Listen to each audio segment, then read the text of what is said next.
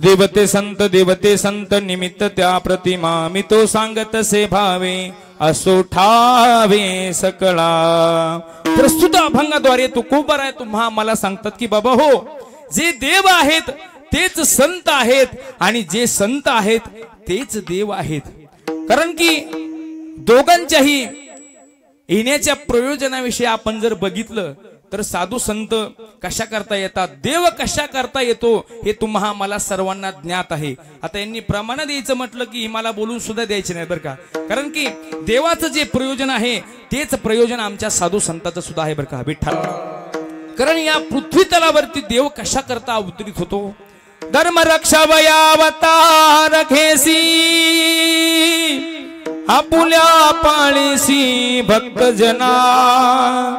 कारण देवाचं कार्य कोणतं आहे तर धर्म रक्षावया अवतार घेसी आपुल्या पाळीशी भक्त जना। आणि संतांचं सुद्धा हेच कार्य आहे, कोणचं? संतांच्या विभूती धर्मालागे अवतरती। कारण जे संतांचं काम आहे तेच देवाचं सुद्धा काम आहे बरं का। कारण की ज्या ज्या वेळेला ह्या धर्मावरती ग्लानी येईल त्या त्या वेळेला आमचा भगवान परमात्मा हा अवतार घेत असतो। यदा यदा हि धर्मस्य ग्लानिर्भवति भारत अभ्युत्थानम् अधर्मस्य तदात्मानं सृजाम्यहं परित्राणाय साधूनां विनाशाय च दुष्कृतां धर्म संस्थापनार्थाय संभवामि युगे युगे। ज्या ज्या वेळेला ह्या धर्मावरती ग्लानी येते त्या त्या वेळेला आमचा परमात्मा हा अवतार घेतच असतो। चक्र गदा गदा देवनिया चक्र गदा देवनिया चक्र गदा गदा देवनिया चक्र गदा देवनिया चक्र गदा गदा देवनिया चक्र गदा देवनिया चक्र गदा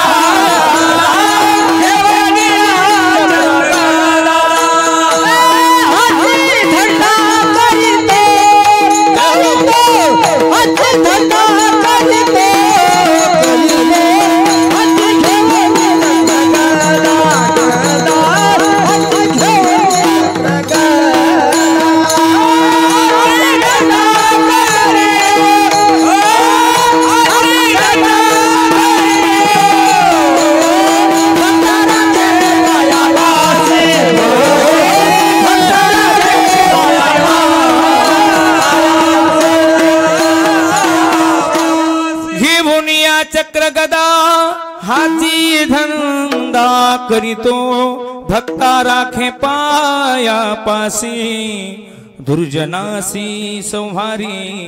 कारण भगवान परमात्मा हा आपल्या धर्माचं रक्षण करण्याकरताच अवतरित होत असतो आणि साधू संतांचं सुद्धा तेच कार्य आहे। संतांच्या विभूती धर्माला गे अवतरती।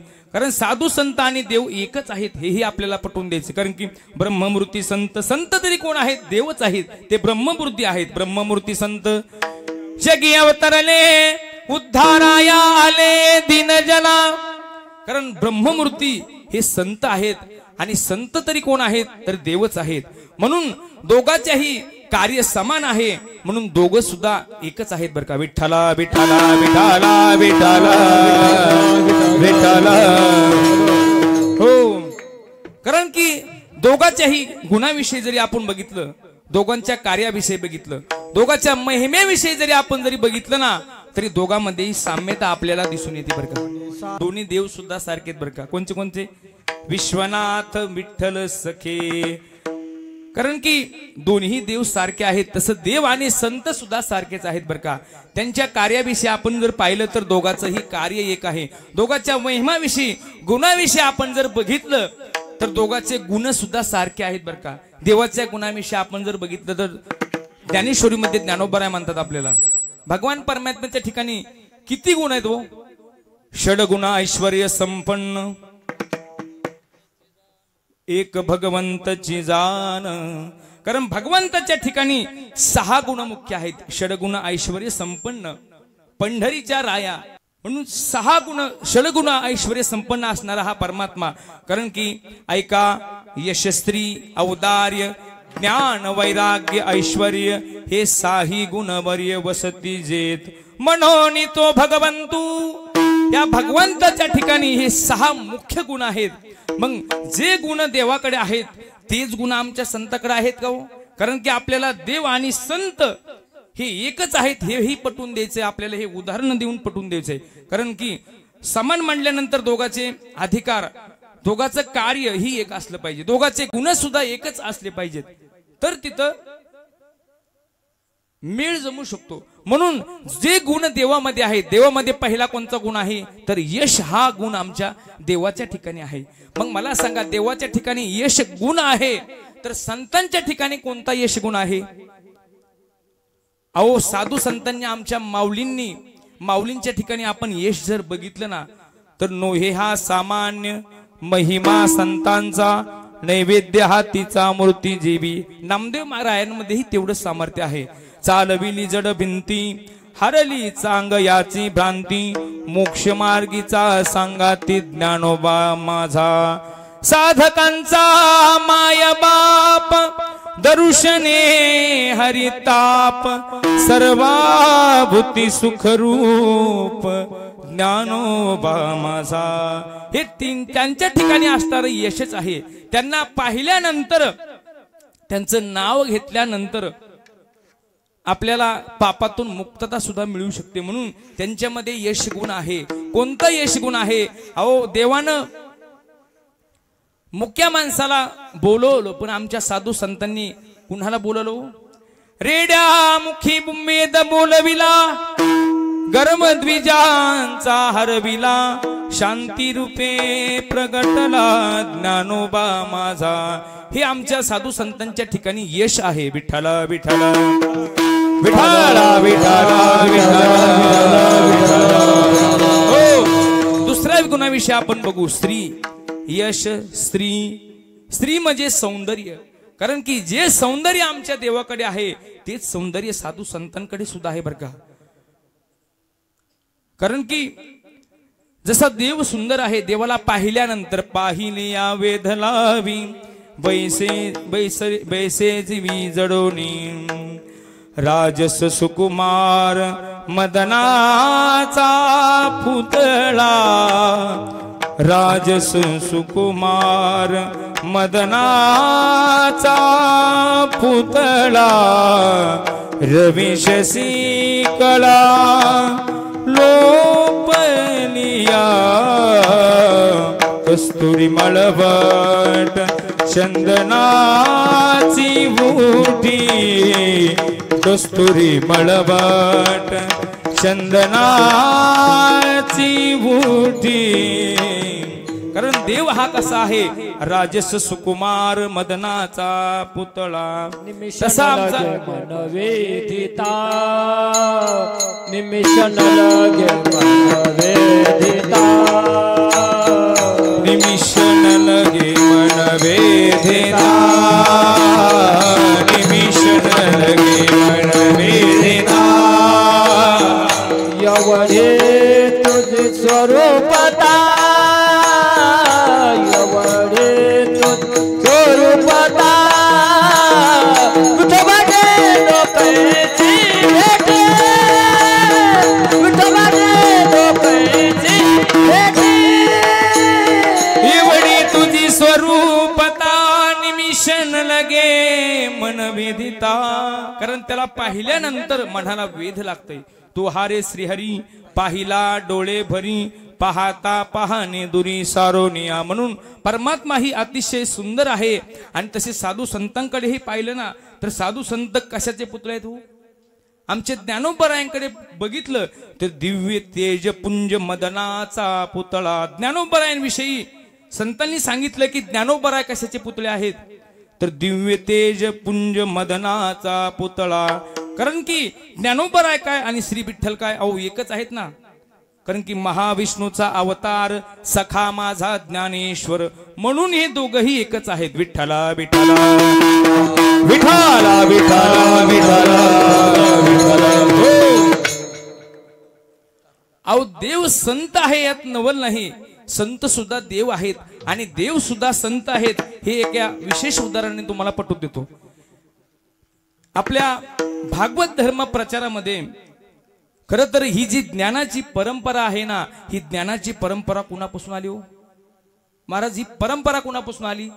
तर आदिनाथ उमा बीज प्रगटले मचिंद्राला दली सहज स्थिती, तेची प्रेम मुद्रा गोरक्षादी धली, पूर्ण कृपा केली गहिनी नाथा, गहिनी प्रसादे निवृत्ती दातार, ज्ञान देवा सार चोजविले. कारण ही ज्ञानाची परंपरा भगवान श्री महादेवांकडून आपल्यापर्यंत आलेली आहे. कारण की आदिनाथ भगवान हे कुणाचे अवतार येतो? आदिनाथ भगवान हे भगवान शंकराचे अवतार. आदिनाथ गुरु सकळ सिद्धांचा मचिंद्र दयांचा मुख्य शिष्य. मचिंद्रनाथ भगवान हे कुणाचे अवतार? तर भगवान विष्णूचे अवतार. मचिंद्राने बोध गोरक्षासी केला. गोरक्षनाथ भगवान कुणाचे अवतार? तर शंकराचे अवतार. मचिंद्राने बोध गोरक्षासी केला आणि गोरक्ष वळला गहिनी प्रति. गहिनीनाथ भगवान हे विष्णूचे अवतार आणि गहिनी प्रसादे निवृत्ती दातार. निवृत्तीनाथ भगवान हे शंकराचे अवतार आणि ज्ञानदेवा सार चोजविले. हे ज्ञानोबराय जे आहेत ना, ते महाविष्णूचा अवतार आहे. म्हणून दोघही एकच आहे. देवते संत विठ्ठला विठ्ठला विठ्ठला विठ्ठला विठ्ठला. हो, पूर्वी हे जे ज्ञान होतं ना, ही ज्ञानाची परंपरा ज्या भगवान शंकराकडून आपल्याकडे आली ना, हे जे ज्ञान सर्व लोकांपर्यंत पोहोचलेलं नव्हतं. सर्व लोकांना हे ज्ञान माहीतही नव्हतं. म्हणून पूर्वी आदिशक्ती पार्वती मातेला हे ज्ञान ऐकण्याची इच्छा प्रकट झाली. त्यांनी विनंती केली की हे बोले बाबा, मला हे गुह्यातलं गुह्य असणारं ज्ञान मला तुम्ही सांगा.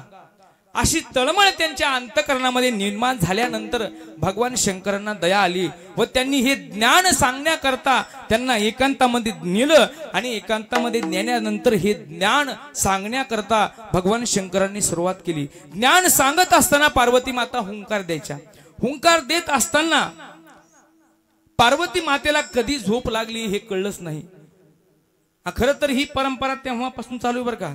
म्हणून कीर्तनामध्ये बऱ्याच लोकांना झोप येते बरं का, कारण ही परंपरा तेव्हापासून चालू आहे. तशी पार्वती मातेला झोप लागली, परंतु हे ज्ञान सांगत असताना हे ज्ञान वाया जाऊ नये म्हणून भगवान श्री विष्णूंनी काय केलं तर मत्स्याच्या पोटामध्ये जाऊन सूक्ष्म रूपाने जाऊन हे ज्ञान ग्रहण केलं आणि तेच ज्ञान आपल्यापर्यंत आलं, विश्वमाऊली ज्ञानोबरायांपर्यंत आलं. म्हणून खरं तर ते विश्वमाऊली ज्ञानोबरायांकडून सकळ संतांकडे आलं. सकळ संतांकडून पुढं सद्गुरु जोग महाराजांच्या संस्थेमध्ये आलं. जोग महाराजांच्या संस्थेमधून ते आपल्या गावात आलं. खरं तर हे आपलं परम भाग्य आहे. खरं तर हे जे ज्ञान ज्यांच्यामुळे आलं ते भगवान श्री शंकर. खरं तर भगवान शंकर हे कोण आहे? तो देव आदि देव महादेव आहेत. परंतु त्यांच्या ठिकाणी वर्णन करत असताना एका ठिकाणी एकनाथ महाराज म्हणतात की ते महादेव तर आहेत पण ते वैष्णव आहेत. महादेव शिरोमणी महादेव शिरोमणी महादेव शिरोमणी महादेव एका जनार्दनी वैष्णव शिरोमणी महादेव शिरोमणी महादेव शिरोमणी महादेव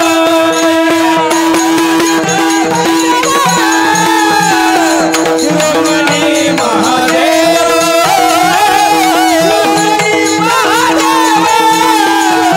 शिरोमणी महादेव एका जनार्दनी वैष्णव शिरोमणी महादेव.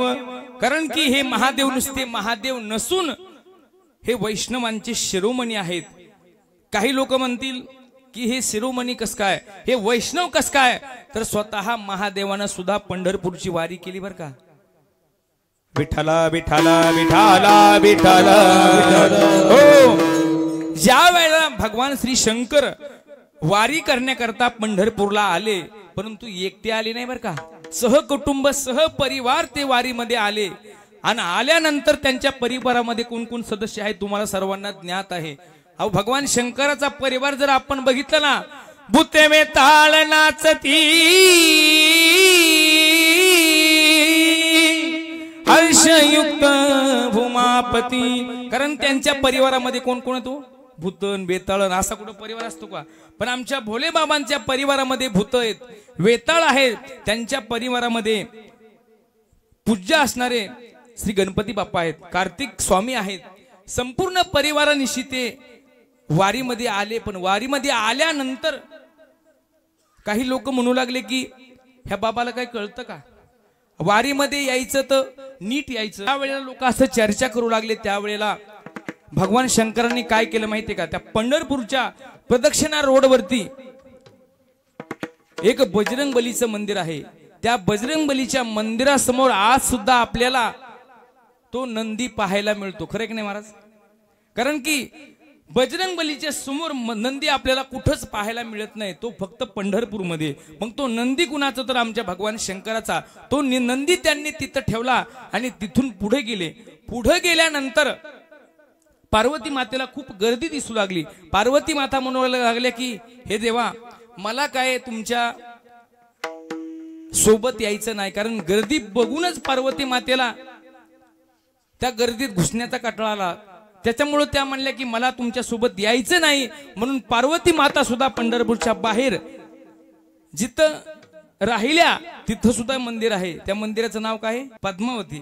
पद्मावती हे जे मंदिर आहे ना, तर ते पार्वती मातेचं आहे. त्या मंदिरामध्ये पार्वती माता तिथं राहिल्यामुळे तिथं सुद्धा मंदिर झालं. आणि तिथून पुढे आल्यानंतर ज्या वेळेला महाद्वारामध्ये येऊ लागले, महाद्वारामध्ये आल्यानंतर तिथं किती गर्दी असते सर्वांना माहिती आहे. कारण की खूप चेपारेपी असते. अशा अवस्थेमध्ये गणपती बाप्पाला त्रास होऊ लागला. तुम्हाला माहिती आहे कशामुळे त्रास होऊ लागला, तर गणपती बाप्पाची ढेरी, गणपती बाप्पाचं ते स्वरूप पाहिल्यानंतर तुम्हा आम्हाला सर्वांना लक्षात येतं. पण गणपती बाप्पाला त्रास होऊ लागला. त्या महाद्वारामधून आत गेल्यानंतर गणपती बाप्पाला आमच्या भोलेनाथांनी उचललं आणि त्या देवळीमध्ये ठेवलं.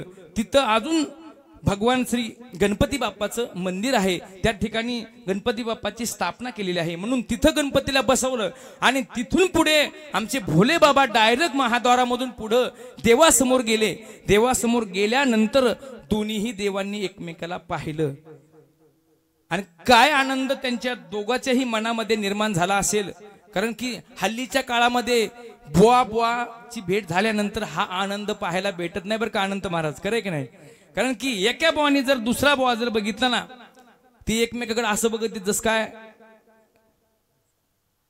कट्टर दुश्मन एकमेकाचे असं पाहतात. परंतु दोन्हीही देव एकमेकाचे आराध्य दैवत आहेत. दोन्ही देवांना एवढा आनंद झाला की माझा आराध्य, माझा देव माझ्या भेटी करता आलाय. काय आनंद झाला असेल हो देवाला. आमच्या देवानं मागचा पुढचा विचार न करता विटेवरून खाली उतरला आणि ह्या भगवान शंकराला कुठं ठेव म्हणून इकडे तिकडे पाहायला गेला, तर कुठे जागा व्यवस्थित दिसली नाही. म्हणून या देवानं काय केलं, पंढरपूरच्या आमच्या विठोबाने काय केलं, तर भगवान शंकराला उचललं आणि आपल्या डोक्यावरती धारण केलं. म्हणून पंढरपूरच्या श्री विठ्ठलाच्या डोक्यावरती जो आपल्याला मुकुट दिसतो ना, तो उंच दिसतो ना पिंडीच्या आकारासारखा, तो दुसरं तिसरं काही नसून भगवान शंकर आहेत. म्हणून त्या देवाकडे पाहिल्यानंतर दोन्ही देव एकच आहेत. दोन्ही देव एक पाहे तया ऐक्य दुजे नाही. कारण की हरिहरा भेद नाही नका करू वाद. ही मी कशा करता सांगितलंय, कारण ही जी ज्ञानाची परंपरा आहे ना, पुढे भगवान शंकरापासून आपल्यापर्यंत आलेली आहे. कारण भगवान शंकर हे देवही आहेत आणि संत आहेत. नुसते संत नाहीत, तर शिरोमणी महादेव एका जनार्दनी वैष्णव शिरोमणी महादेव म्हणून दोघं सुद्धा एकच आहेत. म्हणून तुकोबराय सुद्धा तुम्हा मला सांगत असताना म्हणतात की बाबा हो, जो देव आहे ना, तो देव सुद्धा संतच आहे. आणि जो संत आहे ना, तो संत सुद्धा देवच आहे. हे अभंगाच्या पहिल्या चरण. देवते संत देवते संत देवते संत देवते संत देवते संत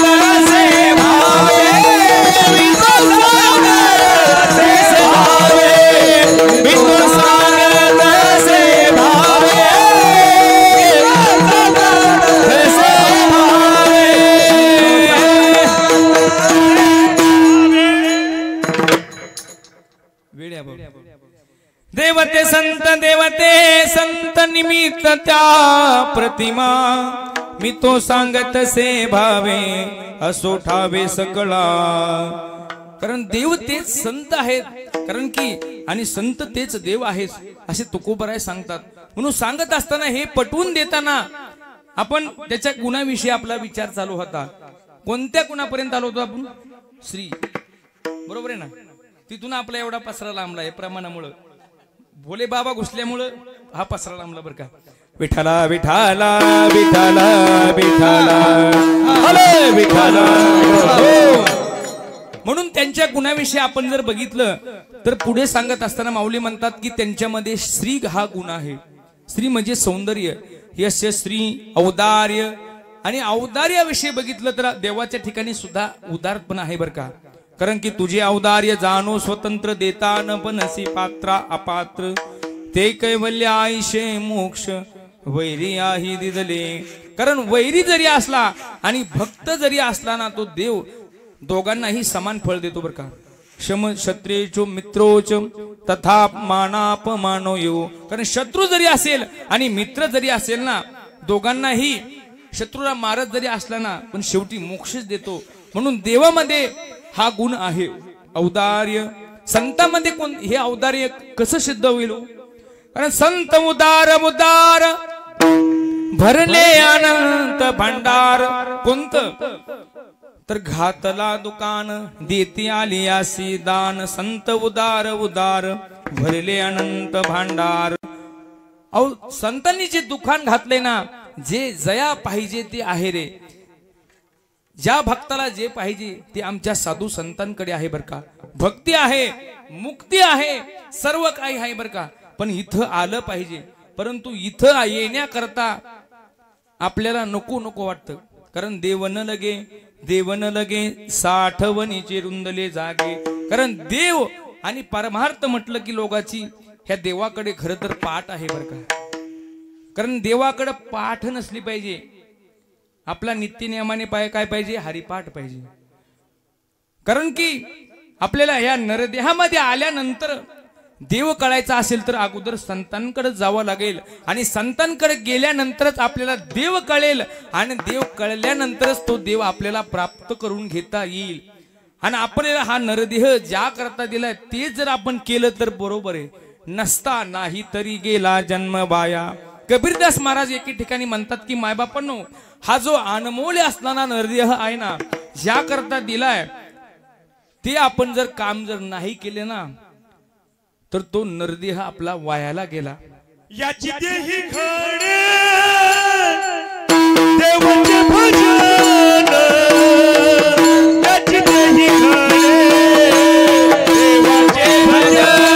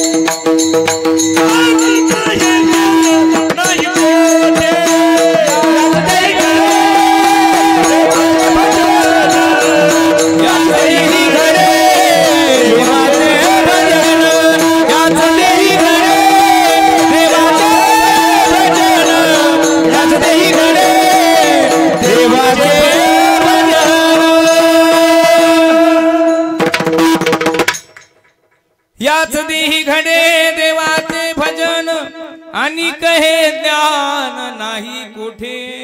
थोडी प्रमाण थोडी कमी राहू दे बरं का. म्हणून कबीरदास महाराज सुद्धा म्हणतात की बाबा हो, हा नरदेह त्याची प्राप्ती करण्याकरता आपल्याला देवानं दिलाय बरं का. पक्षी पंख बिना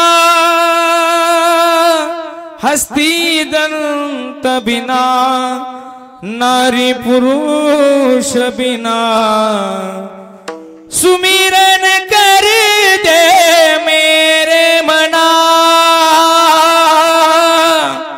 तेरी भी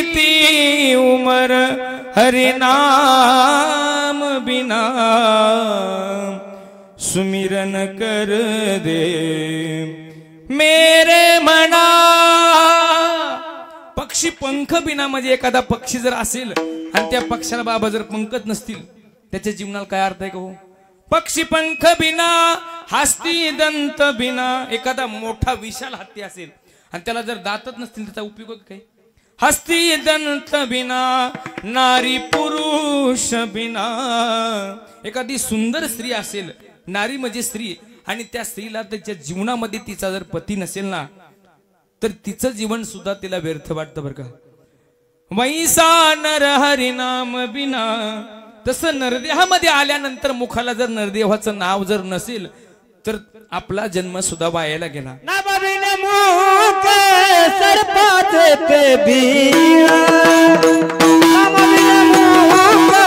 सर्पाचे पे बीड़ा, सर्पाचे पे बीड़ा,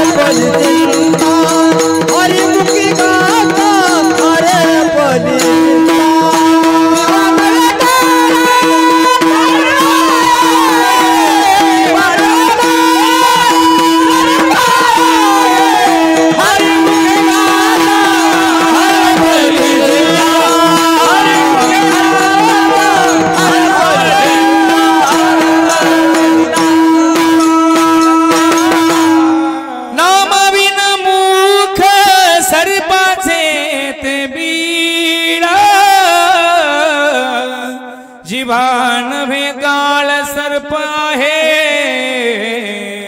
कारण नामाविन जर आपलं मुख जर असेल ना तर नामाविन मुख सर्पाचे ते बीळ.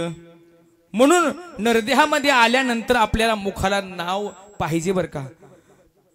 कुपनीर बिना धेनु वत्स बिना पुष्प सुगंध बिना. कूप नीर बिना म्हणजे एखादी विहीर असेल आणि त्या विहिरीला पाण्याचाच पत्ता नसेल, त्या विहिरीच्या जीवनाला काय अर्थ आहे का? नाही. पुष्प सुगंध बिना, एखादं मोठं सुंदर असं फुल असेल आणि त्या फुलाला सुगंधच नसेल. आपल्याला शेतामध्ये गेल्यानंतर बरेच फुलं पाहायला भेटतात, तर त्यांची नाव नाही सांगायची आपल्याला, पण अशी फुलं दिसतात पाहिल्यानंतर अतिशय सुंदर दिसतात आणि जवळ गेल्यानंतर असा वास मारतात, म्हणजे सुगंध नाही बरं का, दुर्गंध मारतात की त्याच्या जवळ जायची इच्छा सुद्धा होत नाही बरं का. तसं आपण सुद्धा एक प्रकारचे फुलच आहेत बरं का. म्हणून आपण सुद्धा संसारामध्ये नरदेहामध्ये आल्यानंतर द्यायचा असेल तर फक्त सुगंधच दिला पाहिजे बरं का. सुगंध म्हणजे एकमेकाला प्रेमच दिलं पाहिजे. तसं नरदेहामध्ये आल्यानंतर आपल्या जीवनाला सुद्धा सुगंध जर नसेल ना तर आपलं सुद्धा जन्म वायाला गेला बरं का.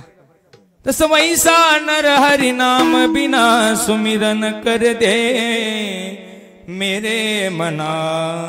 संगीत सुना एक स्वर बिना, स्वर सुना एक ताल बिना. कारण संगीतामध्ये स्वराला खूप महत्व आहे बरं का. कारण संगीत सुना एक स्वर बिना, संगीतामध्ये जर स्वर नसेल, भजनामध्ये कीर्तनामध्ये जर स्वर नसेल आणि ताल जर नसेल ना प्रल्हाद बाबा, तर त्या भजनाला सुद्धा काही अर्थ नाही बरं का. आता काही जण म्हणतील अहो तुकोबरायांनी सांगितलंय, नाही जरी तुझं मधुर उत्तर दिधला सुस्वर नाही देवे, नाही तयाविन भुकेला विठ्ठल येईल तैसा बोल रामकृष्ण. मग या बहादरांनी हे प्रमाणच पाठ केले असतात. अहो तुकोराम महाराजांनी सांगितलंय स्वरात नाही आलं तरी बेसूर म्हणायचं, स्वराचं ज्ञान जरी नसेल तरी विना घ्यायचं आणि कीर्तनाचं वाटोळं करायचं. कारण की भजनामध्ये स्वराला खूप महत्व बरं का. स्वराबरोबर तालालाही महत्व आहे बरं का. कारण की तुकोबरायांना जर स्वरा तालाचं ज्ञान नसतं तर तुकोबराय म्हटले असते को लावणी मृदंग श्रुती टाळ घोष शिव ब्रह्मरस आवडीने. कारण मृदंग लावून घेतल्याशिवाय श्रुती लावून घेतल्याशिवाय हातामध्ये टाळ घेतल्याशिवाय भजनामध्ये प्रेम असल्याशिवाय तिथं ब्रह्मरस निर्माण होऊ शकत नाही बरं का. हे खूप महत्वाचं आहे. म्हणून भजन करत असताना आपला जन्म जरी गेला आणि त्या भजनामध्ये प्रेम नसेल तर आपल्या भजनाचा काही अर्थ नाही बरं का. म्हणून प्रेमाविन भजन नाकाविन मोती अर्थाविन पोथी वाचुनी काय. म्हणून कबीरदास महाराज म्हणतात की बाबा हो, संगीतामध्ये भजनामध्ये स्वराला महत्व आहे, तालाला महत्व आहे. तसंच नरदेहामध्ये आल्यानंतर आपल्याला मुखाला जर त्या श्री हरीचं नाव जर नसेल तर आपलं सुद्धा जन्म वायाला गेला.